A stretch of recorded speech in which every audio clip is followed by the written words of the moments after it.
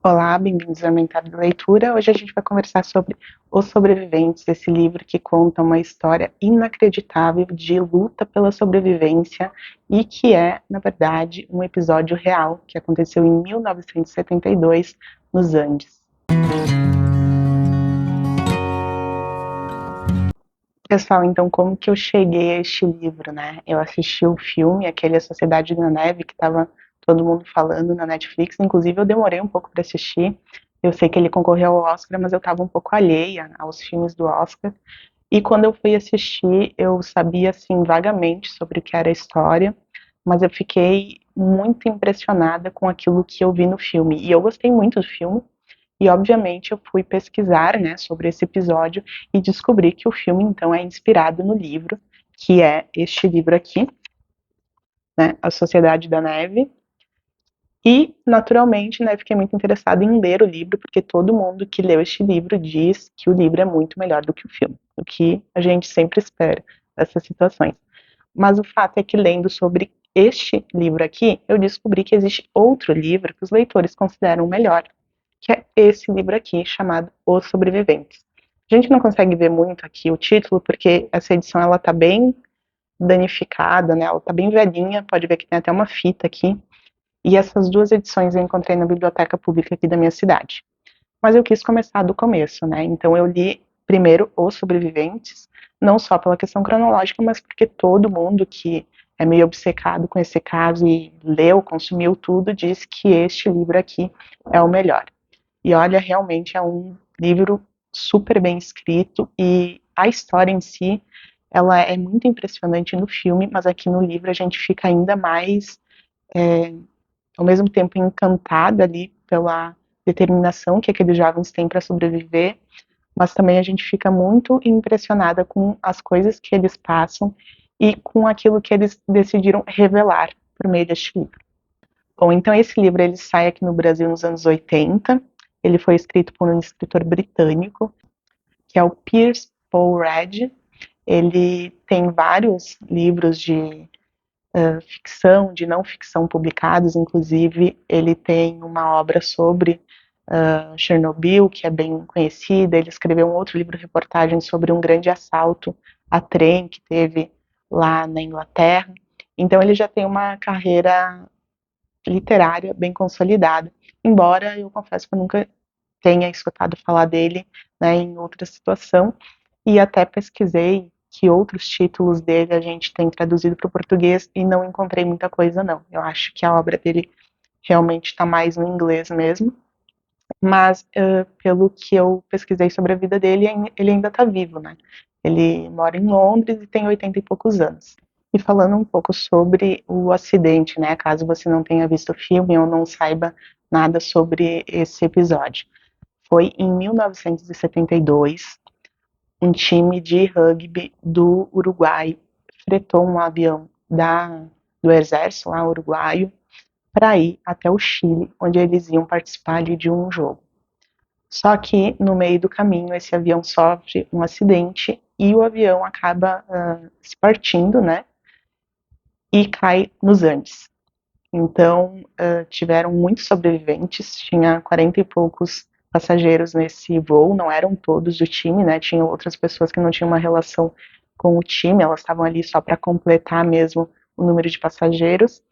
Mas o fato é que a maioria dos sobreviventes eram do time de rugby e eles vão ali viver durante 10 semanas nessa condição extremamente difícil, porque estava muito frio, né? Tinha muita neve, tinha lugares que chegava a ter 30 metros de profundidade de neve. Eles estavam então sem comida, sem bebida, não tinha nada que favorecesse a sobrevivência deles. E eles fazem de tudo para se manterem vivos, eles passam por situações que só pioram. Eles realmente travam uma luta pela sobrevivência e contra a desesperança. Então é uma história assim muito inacreditável e tem vários elementos nessa história que dão um ar assim quase ficcional, né? É difícil acreditar que isso tenha acontecido na vida real. a começar pelas datas. O avião ele caiu em uma sexta-feira 13, então, né, isso já tem ali todo uma carga, um simbolismo, né, meio supersticioso. E eles são resgatados, né, os sobreviventes são resgatados próximo ao Natal. Então, na véspera de Natal, quem sobreviveu é resgatado, e por esse episódio, né, por essa proximidade do Natal, o fato ficou conhecido como o Milagre de Natal. Mas o que é mais impressionante nessa história até os dias de hoje, mas que naquela época era ainda mais questionável e surgiram várias polêmicas em torno disso, foi a medida mais extrema que eles tomaram para sobreviver, que foi comer a carne dos colegas que haviam morrido. Então, resumindo, o episódio é esse. E no filme da Netflix, que é o que, né, trouxe à tona esse episódio novamente e deixou o caso mais famoso por esses dias, a gente tem uma abordagem que foca muito na cooperação e na união entre esses jovens, como eles fizeram para sobreviver e como eles se apoiaram uns nos outros, né, para não sucumbir ao desespero e para conseguir se manterem até a chegada do resgate. Então é um filme muito mais positivo, a gente poderia dizer. Porém, nesse livro aqui, ele não é um livro que vai focar apenas nisso. Eu gostei muito dessa leitura porque é uma visão muito mais abrangente. Então ele vai contar as coisas boas, mas também vai falar das coisas que não são tão boas, ou seja, das reações que eles tiveram, né, naquelas condições, porque quando tu tá numa situação que tu tem que lutar pela tua sobrevivência, aflora o melhor e o pior que há em ti, né? A gente passou aí por uma pandemia, o Rio Grande do Sul aqui também está passando por uma situação de enchentes bem complicadas, e a gente sabe que essas situações, elas mostram a essência das pessoas. E aqui, quando um grupo é tão pequeno e já tem uma relação prévia, isso tende, né, a ser muito mais explícito. E o escritor aqui, ele não esconde nada, ele realmente abre o jogo. Tanto que no prefácio do livro, né, na apresentação que o próprio autor assina, ele vai explicar um pouco sobre como foi o processo de fazer este livro, e ele diz que quando ele concluiu o manuscrito, ele leu para todos os sobreviventes e todos aprovaram o que estava escrito, né, o conteúdo, embora não tivessem gostado 100% do que ele escreveu.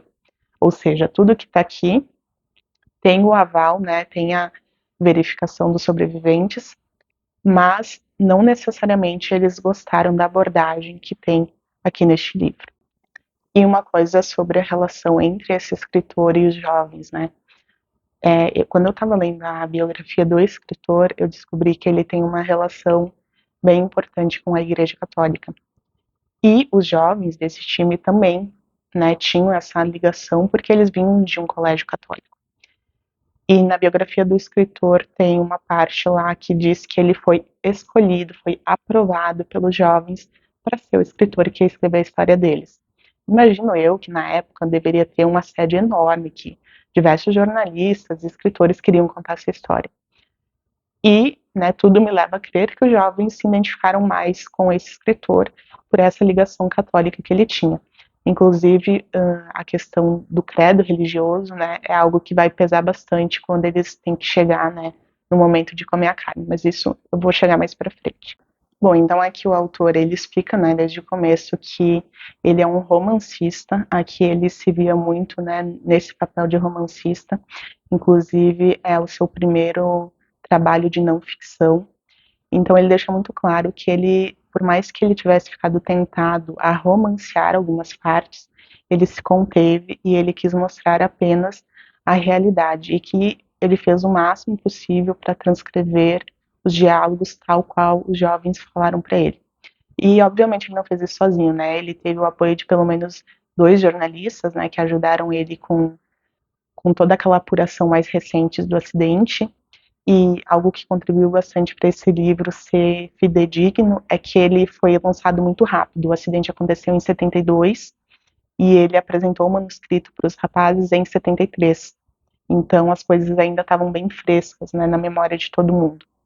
E aqui ele começa realmente bem do início. Ele vai começar desde a formação do colégio onde esses jovens jogavam, né, que o time era de um colégio, e ele fala que esse colégio ele era católico e que o time de rugby surgiu como uma medida de instaurar uma disciplina entre os estudantes, né, que os pais não queriam mais aqueles métodos mais arcaicos de correção, né, de bater no aluno e coisas assim, e que o rugby foi um esporte que foi pensado nesse quesito, né, de fazer os jovens terem um compromisso e se dedicarem realmente a esse esporte. Inclusive, nem era uma tradição no Uruguai esse esporte.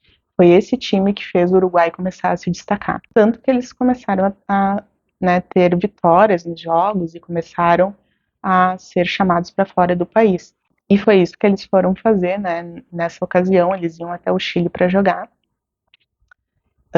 Eles estavam muito entusiasmados, porque para muitos era a primeira viagem de avião, né? Iam ir para outro país, embora a maioria deles fosse de famílias ricas, né? Famílias classe média alta, no mínimo, né? Famílias de médicos, de pessoas de renome ali na sociedade uruguaia. O acesso a todo tipo de meios, né, de comunicação, de transporte, naquela época era bem mais difícil e custoso. Então, para eles conseguirem ir para esse jogo, eles tiveram que fretar um avião das Forças Aéreas Uruguaias, e como eles né, queriam baratear as passagens, eles chamaram para completar os assentos, então, outras pessoas que por algum motivo queriam ir até o Chile. Então a gente não vai ter aqui apenas os jogadores. Tem, por exemplo, um casal que foi comemorar o aniversário de casamento com essa viagem. Tem uma senhora que estava indo para o casamento de um familiar. Tem a mãe e a irmã de um dos jogadores que está acompanhando ali nessa viagem também. Então, basicamente, esse é o contexto, mas a maioria era dos jogadores que estavam indo jogar.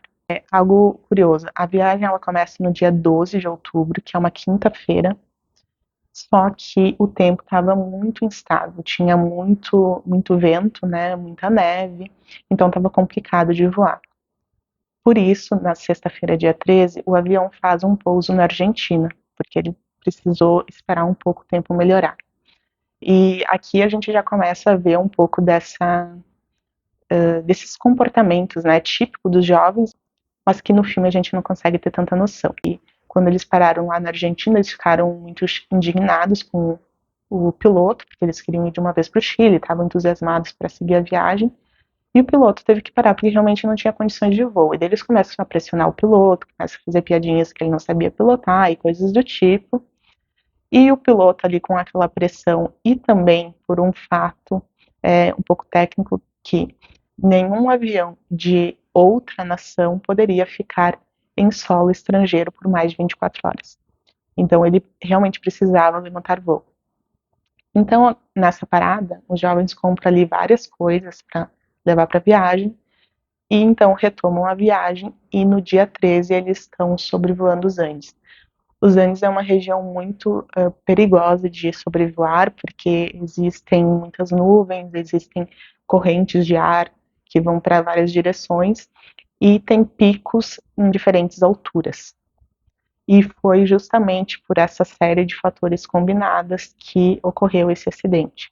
Então, o avião bateu a asa no pico de uma montanha e acabou caindo, né? Uma parte dele, a cauda, fica de um lado e a parte da frente do avião fica, né, mais distante. E é nessa parte da frente do avião que ficam, né, vários sobreviventes. Quando eles né, deram por si do que havia acontecido, eles estavam em 32 sobreviventes, alguns gravemente feridos, né? Tinha muitos ali que não morreram na hora, mas eles estavam claramente em vias de falecer, só ficou ali prolongando a tortura deles. Tinha muitos com pernas quebradas, com braços quebrados, e eles tiveram que se organizar para tentar prolongar a vida deles, para tentar encontrar meios de sobreviver.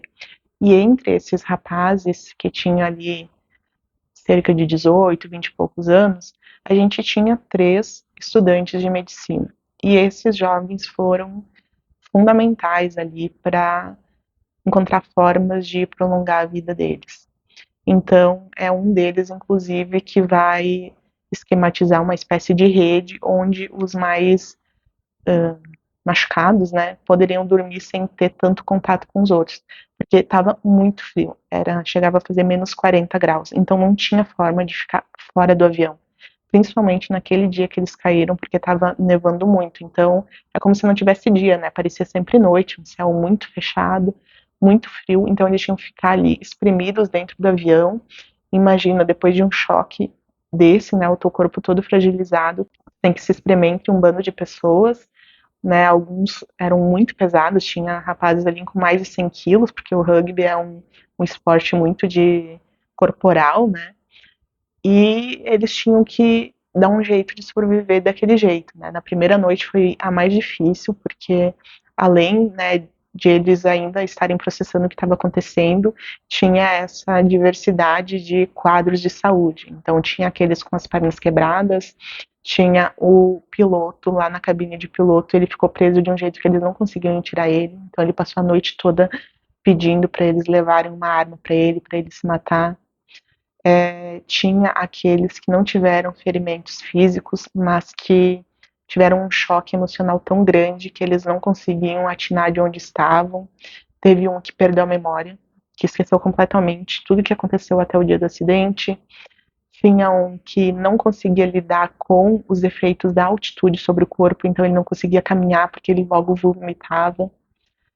Então era assim, cada um tinha o seu caso e aqueles estudantes de medicina tentavam ajudar todo mundo dentro do possível, né, fazendo aquilo que eles tinham com o recurso que eles tinham.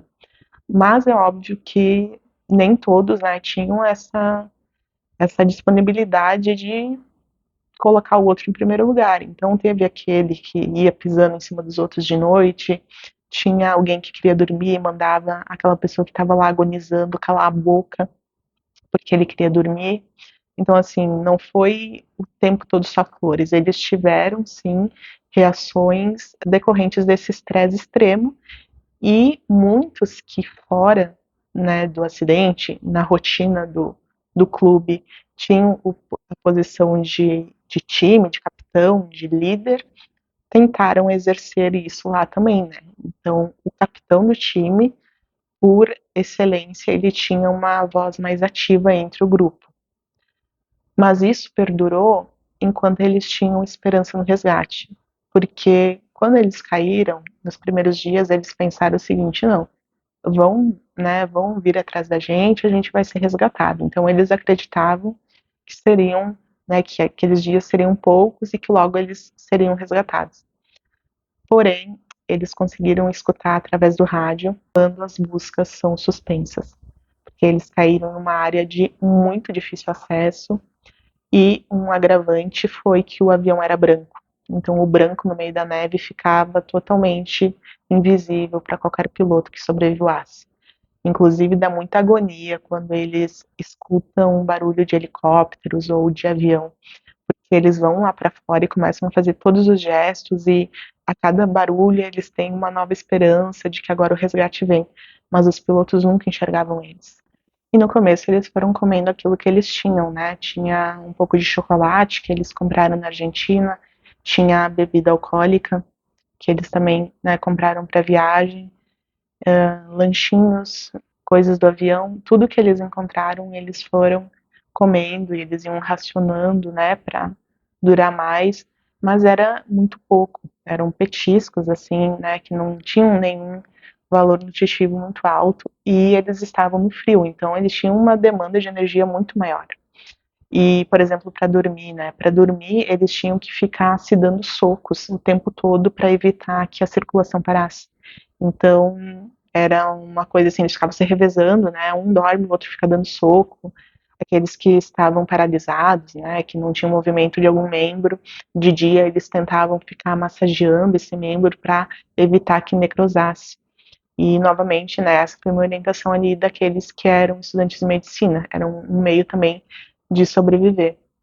Mas chegou um ponto em que a comida acabou. Não tinha mais o que comer. Aí eles já estavam ficando muito fracos, já tinha gente com início de pneumonia, com muita fraqueza, eles não tinham mais força para nada. E não tinha nenhuma forma de vida lá em cima. Era muita neve, não tinha planta, não tinha nenhum animal, não tinha nada. Só tinha eles. A única forma de vida era eles e eles estavam definhando. Então, quando chegou num ponto em que não tinha mais absolutamente nada para comer, um desses estudantes de medicina propõe que eles comam o corpo daqueles que morreram. E, obviamente, isso chocou muito eles, né? No começo, essa ideia foi reprovada, mas ele argumentou que eles não teriam energia para aguentar se eles não se alimentassem, eles precisavam se alimentar. E teve até um deles, né, como eu disse, eles eram de uma tradição católica e eles tinham muito esse conflito interno, né, de comer um amigo, além da questão moral, assim, né, de como eles seriam vistos enquanto humanos, eles também pensavam muito nessa questão sagrada, né, nessa relação que poderia ter com algum pecado fazer isso. E teve um deles que fez até a analogia com a Santa Ceia, né, que é um ritual cristão em que o pão simboliza a carne e o sangue simboliza, né, o sangue de Cristo, ou o suco de uva, enfim. E ele fez essa analogia, né, que os amigos que morreram ali não morreram em vão, né, eles poderiam servir para manter a vida daqueles que estavam ainda lutando. Mas além da questão de convencer o grupo a se alimentar disso, ainda existiam questões mais práticas sobre como cortar, por exemplo, essa carne, sobre lidar com a repulsa de comer a carne de outro ser humano, né? Então, tem um desses jovens, esse que propôs, que ele também tem um papel bem importante, pelo menos nesse primeiro momento, que é de ir cortar essa carne. Então, ele, na maioria das vezes, ele sabia o corpo de quem ele estava cortando, o que era algo que os outros, pelo menos no começo, não podiam lidar com isso, né? De saber que tu estava cortando o teu amigo.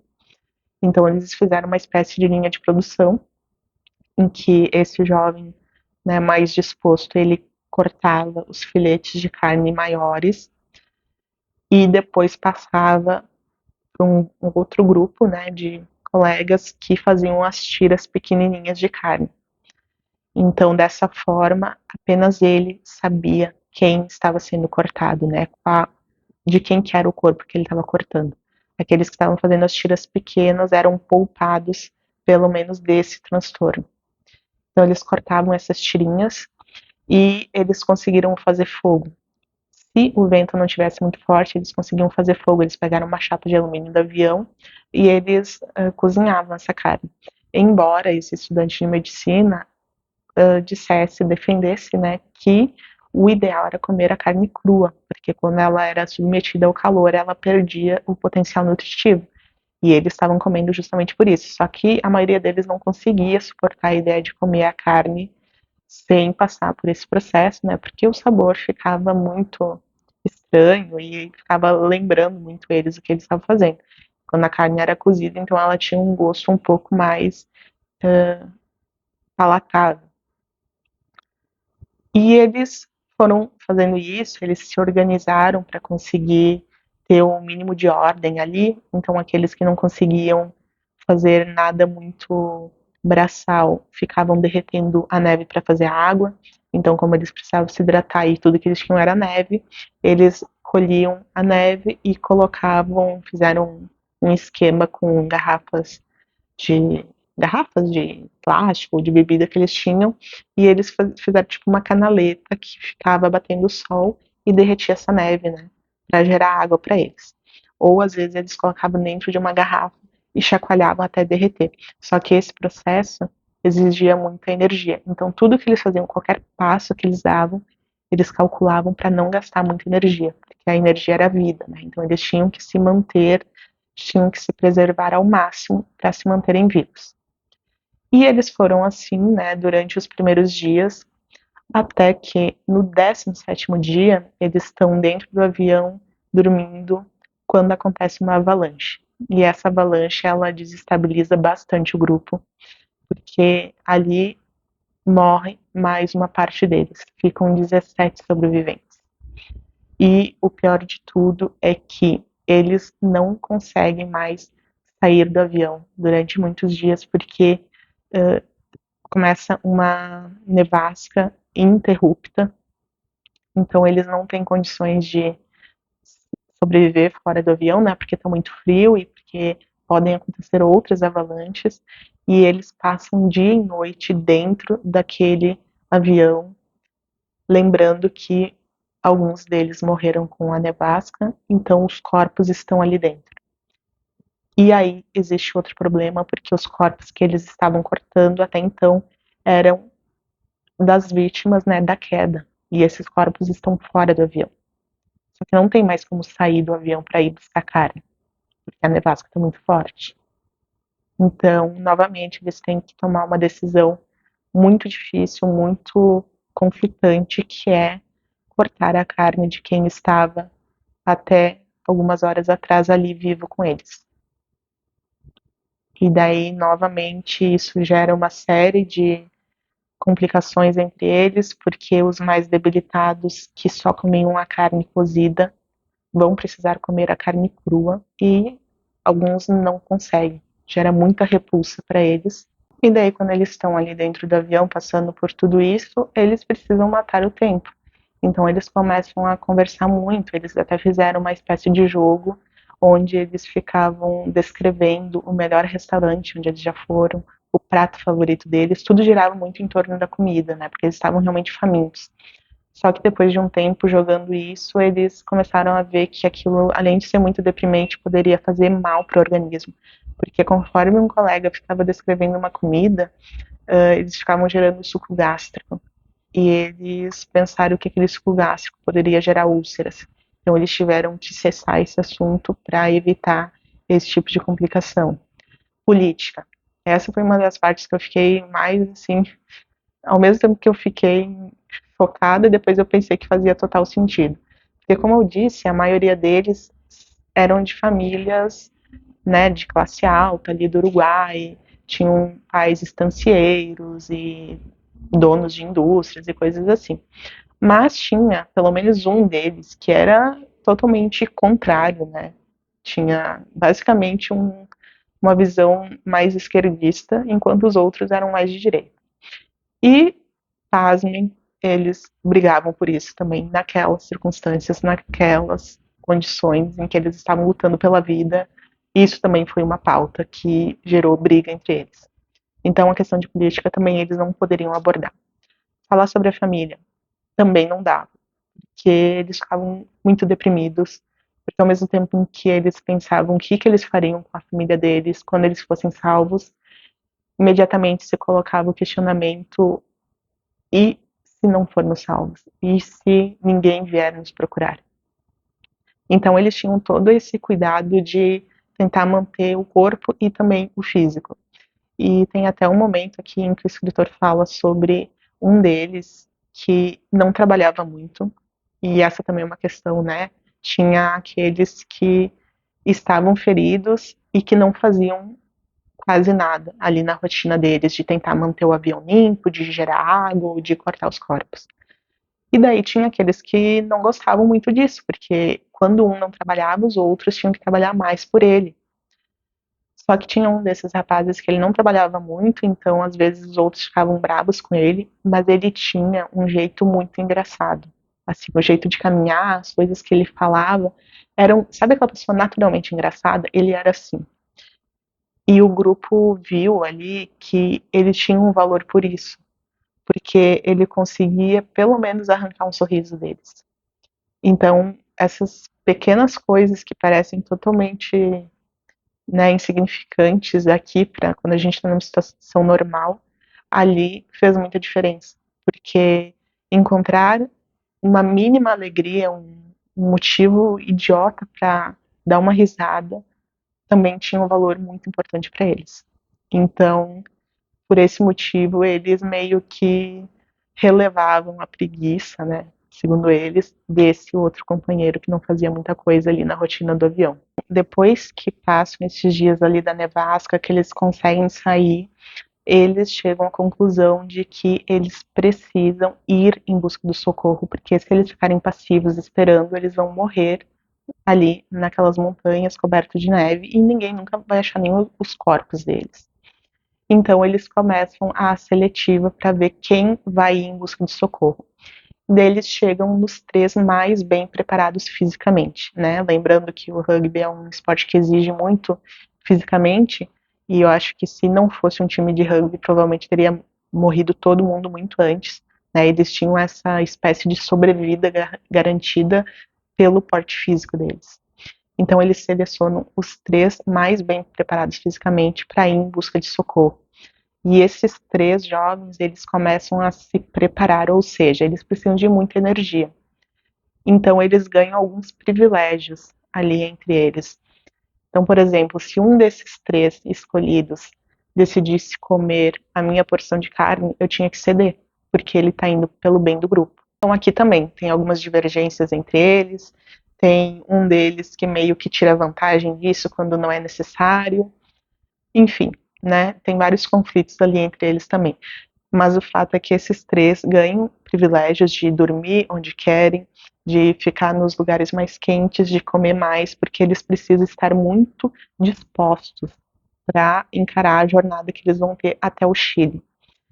E quando chega o dia dessa peregrinação, então, a gente fica muito agoniado, porque tem um deles que vai estar sempre assim otimista, vai estar sempre indo em frente, parece que ele é fisicamente inabalável, assim, ele tem uma força sobre-humana. Só que o outro, ele tem muita dificuldade, ele começa a ficar muito fraco, como eles ficaram muito tempo sem comer. Primeiro, eles têm episódios de constipação muito grave, eles chegam a ficar semanas sem ir aos pés, e depois eles têm episódios de diarreia o tempo todo, né, quando eles começam a comer a carne humana. Então eles estão sempre assim com esses episódios de tosse, de coisas assim. E nessa peregrinação, um deles vai ser o que vai puxar mais o outro para eles não desistirem, para eles irem sempre em frente. E enquanto isso, uma coisa legal desse livro também é que ele vai mostrar o que está acontecendo com os pais deles. Né? Os capítulos eles são quase que alternados. Um mostra como eles estão vivendo lá na montanha, né, nos Andes, e o outro vai mostrar a angústia dos pais em tentar encontrar os seus filhos. Tanto que nos primeiros dias eles cobram muito, né? Eles cobram das autoridades chilenas, argentinas e uruguaias, né, para que se faça alguma coisa, mas realmente não. Os aviões vão, mas não encontram nada. E como está nevando muito, eles também suspendem. No 8º dia eles suspendem as buscas. Mas os pais, muitos ali continuam insistindo. Inclusive tem um deles que é o que vai se dedicar mais para ir atrás dos filhos. Ele vai até o Chile, né? E lembrando que nessa época estava acontecendo uma tensão política muito grande, tinha muitos protestos no Chile, né? Nos anos 70. Então esses pais eles enfrentam todo tipo de dificuldade, desde passar por lugares em que furam os pneus dos carros deles, até a falta de combustível para helicóptero, porque tinha o racionamento de vários produtos no Chile naquela época. E é justamente por esse racionamento ser conhecido por todos que os jovens eles têm muito cigarro lá nos Andes. Faltou comida, faltou bebida, faltou tudo, mas não faltou cigarro, porque eles sabiam que ia ter pouca oferta no Chile. Então eles levaram muitos cigarros. Então chega um momento em que apenas 2 deles não fumam. Então, além de não comer direito, não dormir direito, não beber, estarem feridos, eles fumam muito. Inclusive, o cigarro se torna uma espécie de moeda de troca ali entre eles, mais ou menos como se fosse um presídio, assim. Eles ficam trocando cigarro por uma posição melhor para dormir, um pouco mais de comida, esse tipo de coisa. E enquanto esses 2 mais fisicamente preparados estão indo em busca de socorro, lá no avião eles já estão nas últimas, porque mesmo carne dos corpos já não se tem muitas. Porque embora tivesse muitos corpos, com a avalanche, com a nevasca que caía, muitos ficaram ocultados na neve. Eles não encontravam mais. Então eles tiveram que voltar para aqueles primeiros corpos, né, que ainda estavam visíveis ali, e tirar tudo. Porque no primeiro momento eles combinaram de comer apenas né, a carne por baixo da pele. Então, a pele, o crânio, os pulmões e os órgãos genitais eles não comiam. Só que ali nos últimos dias eles já estavam tão fracos e com tanta fome que eles tiveram que comer tudo, as vísceras, tudo do corpo eles comiam. Inclusive teve um momento em que o escritor conta aqui que eles tinham muita necessidade de um sabor diferente que se aproximasse do sal. E eles então começaram a pegar o intestino, torciam esse intestino e faziam uma espécie de guisadinho ali, porque como era uma carne meio podre, ela tinha um gosto diferente. Não que fosse bom, mas era um gosto diferente do que aquela carne sem sabor que ele estava acostumado a comer. Em outro momento ele conta que eles tiveram que comer o crânio, né? Eles abriam e inclusive eles não tinham uma tigela para poder comer esse guisadinho de intestino. Eles usavam a parte do crânio como uma cumbuca e usavam os ossos como colheres. Então, assim, é algo impensável, né? A gente não consegue imaginar fazendo isso com outro ser humano, a começar pelos instrumentos, né, que eles tinham. Imagina tu abrir um osso de outro ser humano, isso é algo terrível, especialmente de alguém que tu conhecia. E eles tinham um outro agravante, porque quando começa a esquentar, né, quando a primavera avança, as noites são muito frias, mas o dia é muito quente. Então, os corpos que estavam expostos ao sol, eles tinham que ser consumidos muito rapidamente, porque eles poderiam apodrecer, né? O gelo, ele tinha a vantagem de conservar, mas quando esquentava, os corpos ficavam ali apodrecendo, então eles tinham que ser muito rápido para consumir aquilo para não perder nada. E o avião, ele, assim, é um lugar descrito como uma espécie de caverna meio úmida, que fedia muito, estava toda suja de gordura por todo lado, porque né, eles estão ali manuseando essas carnes com as mãos. Então, aqui a forma como o escritor conta isso, a gente fica o tempo todo com aquela repulsa, né? Ao mesmo tempo que a gente está torcendo por eles, a gente fica tentando se situar nessa situação, tentando imaginar aquelas condições terríveis e, cara, é horrível, assim. Eu imaginei que eu não ia me chocar tanto com a questão de comer a carne humana, porque eu já tinha visto o filme, né? Eu vi o filme e logo fui ler o livro, mas a riqueza de detalhes que ele traz aqui torna tudo mais imersivo, digamos assim. Mas o fato, então, é que esses dois jovens que estão ali buscando socorro em direção ao Chile, eles chegam até um lugar onde tem um córrego, né, tem água, e eles encontram, então, um morador local ali, uma espécie de chacreiro, alguma coisa assim, encontra eles, só que tá um em cada margem do rio. Esse rio ele passa com muita força, então o barulho das águas é muito alto. E como eles também estavam fracos, esse homem não entende de primeiro o que que eles querem falar. E ele vai embora. No primeiro dia ele dá as costas e vai embora. E daí eles pensam, não, mas aqui se tem água, se tem criação de animais, porque eles enxergam alguns animais, assim, eles pensam, não, ele vai voltar, vamos ficar aqui. Então eles dormem ali e dito e feito, no outro dia o cara volta e daí nesse momento ele joga então embrulhado numa pedra um papel para eles escreverem, né, o que está acontecendo. E é aí então que surge, né, o resgate, que eles são resgatados. Novamente aqui a gente tem detalhes que no filme não existem, né? Por exemplo, aquele pai que eu disse para vocês que foi o mais empenhado, né, na busca pelos jovens, ele está no aeroporto voltando para o Uruguai. Só que ele prometeu para a filhinha mais nova dele que ele ia levar um cachorrinho para ela. Só que não podia levar um cachorro no avião. Então ele esconde no bolso do sobretudo dele, assim, o cachorrinho. E ele tá passando ali pelas autoridades para embarcar, quando, assim, meio tenso, né, pensando que eles podem encontrar o cachorro com ele, quando no alto-falante do aeroporto falam o nome dele, dizem para ele se dirigir lá até um lugar que eles querem falar com ele. E ele pensa, meu Deus, descobriram o meu cachorro, né? Ele nem pensou no filho dele naquela hora, pensou no cachorro.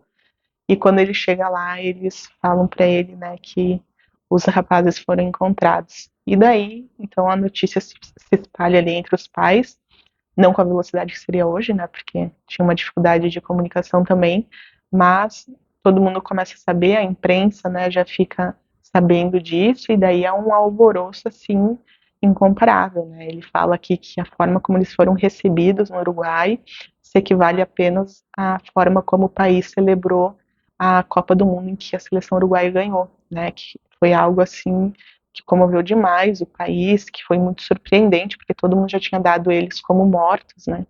E aqui a gente tem novamente uma tensão entre as famílias, porque para alguns foi uma grande felicidade, né, reencontrar os filhos, mas para outros, inclusive alguns que já tinham processado o luto, né, que já tinham aceitado a morte, eles têm novamente essa esperança de encontrar os filhos, mas muitos apenas confirmam que os filhos morreram. E aqui a gente tem também a forma como eles lidam com a repercussão do caso, porque a primeira pergunta que eles recebem é: como vocês conseguiram sobreviver?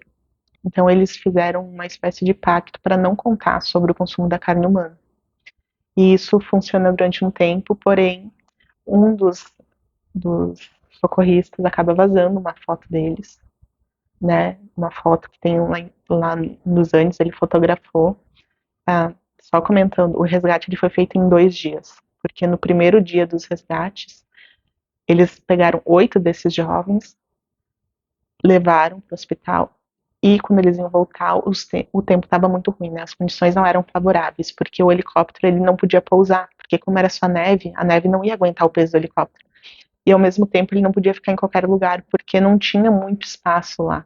Então ele tinha que ficar, né, voando baixinho assim, para conseguir levar esses rapazes. Então, no primeiro dia eles levam 8 desses rapazes, né, que foram 16 sobreviventes, levam metade e fica ali com eles. Um médico e alguns socorristas, né, que levam uma barraca e tal, dormem ali com eles para dar o suporte até o outro dia, quando eles conseguem retomar o resgate. E é nesse momento que eles fazem algumas fotos, e essas fotos, depois do Natal, acabam vazando para a imprensa. Então tem um primeiro tabloide, se não me engano, peruano, que o mundo todo cobriu isso, né? E esse primeiro jornal divulga, então, que eles se alimentaram dos corpos humanos, né? E aí meio que vira, né, a forma como a opinião pública acaba tratando esses jovens, que de heróis eles começam a ser pessoas com comportamento questionáveis, para dizer o mínimo. Então, nesse primeiro momento, né, tem esse impacto da notícia, eles ficam muito agitados ali, pensando como que eles vão ser recebidos pela sociedade, porque a imprensa é muito agressiva, desrespeitosa, né, na forma como eles tratam isso. Chegam, inclusive, a espalhar um boato de que os jovens que eles comeram não foram mortos de causas do acidente ou da avalanche, mas sim foram mortos porque seriam os mais fracos do bando e que os sobreviventes mataram para poder se alimentar deles. Então isso fica muito desconfortável, inclusive em relação às famílias dos sobreviventes, né? Porque eles precisam lidar com essa notícia que é totalmente impactante, de saber que não sobrou realmente nada, né, dos seus filhos, dos seus entes queridos, porque eles serviram de comida para os outros. Até que eles fazem uma coletiva de imprensa, então os jovens ali fazem uma coletiva de imprensa, tem um deles que é o mais bem articulado, né, que lidava muito bem com as palavras, que ele consegue falar de uma forma muito coerente, né, então eles começam a mudar um pouco o discurso público em relação a essa questão. No fim, acaba tendo ali alguns posicionamentos de líderes religiosos da Igreja Católica também que trazem esse tema de uma forma que dá um alívio para eles, porque tem um bispo, se eu não me engano, católico que, né, explica ali que o que eles fizeram não é algo pecaminoso, porque eles estavam lutando pela sobrevivência e porque a alma, né, daquelas pessoas já não estava nos corpos, né, eles não mataram eles. Eles fizeram o que eles tinham que fazer. E eu também gostei do livro porque o livro mostra um pouco o pós-imediato, né, da rotina desses jovens quando eles estão voltando, né, à sua vida normal. Então, por exemplo, tem um deles, que é aquele que eu falei que parecia imbatível fisicamente, que ele andava muito de moto antes. Só que quando aconteceu o acidente, né, e o pai dele achou que ele estava morto, o pai dele acaba vendendo a moto dele. E quando ele volta, então, né, quando ele é resgatado e volta para essa família, o pai compra uma moto muito melhor. Então, nos primeiros meses depois do acidente, ele começa a ter uma vida totalmente desregrada, inconsequente, anda de moto a toda velocidade, estava sempre em boate, não trabalhava, estava vivendo assim, alucinado. E ele fica os primeiros meses assim, até que ele vai em uma boate onde ele costumava ir com seu melhor amigo, que foi um dos que morreu no acidente, e é quando ele finalmente, né, chora tudo que ele tem que chorar, e parece que ele cai em si, volta a trabalhar e a vida começa a entrar nos trilhos a partir daí. Então ele teve assim esse pico de vida louca para depois retomar uma vida considerada mais normal, digamos assim. Teve outros que tiveram episódios de compulsão alimentar, na verdade muitos deles tinham essa compulsão de comer tudo que estava na mesa, de estar sempre ali, parece com aquele medo que falte comida, e eles comiam muito. Então teve um deles que engordou muito rapidamente, né, já ficou com sobrepeso, porque durante esses dias em que eles ficaram lá nos Andes, eles chegaram a perder, teve gente que perdeu 40 quilos. Então eles têm esses episódios de compulsão pela comida. Muitos tinham compulsão por falar, eles não podiam ver ninguém, que eles começavam a falar muito, muito, muito. Alguns tinham medo de ficar sozinhos, então lá no hospital, né, quando eles são levados diretamente para o hospital, eles não querem ficar sozinhos, eles querem estar sempre junto com alguém, com uma enfermeira, ou né, eles mesmos ficarem em grupos. E também a forma como os pais lidavam com isso, né? Porque muitos pais pensavam, bah, essa é a minha segunda chance, eu vou, né, fazer todo o possível para tentar compensar o sofrimento dele, ou alguma coisa do tipo. Então, era muito difícil dizer não para eles. E depois que eu li esse livro, assim, achei genial, né, a forma como ele foi abordado, e é interessante porque esse livro foi escrito por um romancista, né? Na época ele se intitulava romancista, né? Ele deixa claro que ele tentou não romancear, porque a história dispensava esse tipo de abordagem, já que por si só ela tinha uma natureza muito impressionante. E foi um livro que eu considero um livro-reportagem mesmo, porque foi uma abordagem muito crua, muito direta, e que se baseou nas entrevistas e na apuração, né, de tudo que aconteceu nesse caso. E já esse outro livro, que é o Sociedade da Neve, né, que inspirou o filme, ele foi escrito por um jornalista, mas pelo que eu vi do filme, pelo que eu li sobre esse livro, ele já tem uma abordagem mais focada na união entre esses rapazes. Então, eu ainda vou ler este livro, não li, mas eu não espero que ele traga tantos detalhes, né, que traga essas outras faces de uma mesma pessoa, né, que pode num dia estar ajudando um amigo a sobreviver, tá ali acompanhando as últimas horas dele, e no outro dia pode estar ali brigando por um cigarro, ou pode estar pisando em alguém que está com uma perna quebrada. Para quem gosta desse tipo de caso, para quem não se impressiona muito facilmente, ou até para quem se impressiona, mas consegue lidar com isso, eu sugiro muito esse livro, foi uma leitura que eu gostei muito de fazer, mas, né, tu chegou até aqui, tu ouviu que o que vai abordar aqui são coisas bem pesadas, então se tu não lidar bem com isso, se tu não conseguiu ler, por exemplo, o livro da Boate Kiss, né, o Todo Dia Mesma Noite, sugiro que tu pule esse, quem sabe tu vai direto para a Sociedade da Neve, que pode ser um pouco mais leve, não sei. Fica aí a dica de um ótimo livro-reportagem, precisa ter estômago para ler isso, não é uma leitura fácil, ela não é agradável, pelo contrário, ela vai te despertar todas as emoções que tu pode imaginar, nojo, repulsa, raiva, solidariedade, comoção, tu vai torcer por esses jovens, mesmo sabendo o fim da história, a gente fica ali torcendo por eles, vai te emocionar em muitos momentos, né, vai acompanhar o fim da vida de muitas pessoas aqui, e deixa uma série de lições, mas eu acho que para mim reforça uma coisa que eu sempre acreditei, né, que a arte, não é que a arte existe porque a vida não basta, a arte ela existe porque a vida transborda, né.